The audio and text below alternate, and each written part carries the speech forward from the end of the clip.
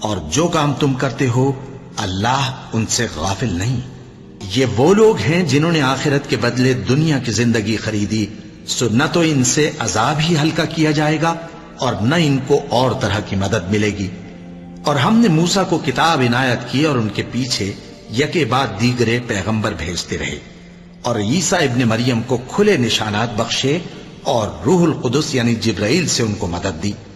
تو کیا ایسا ہے کہ جب کوئی پیغمبر تمہارے پاس ایسی باتیں لے کر آئے جن کو تمہارا جی نہیں چاہتا تھا تو تم سرکش ہو جاتے رہے،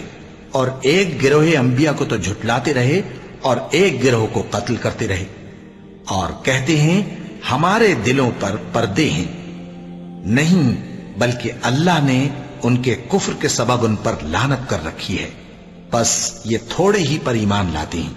اور جب اللہ کے ہاں سے ان کے پاس کتاب آئی جو ان کی آسمانی کتاب کی بھی تصدیق کرتی ہے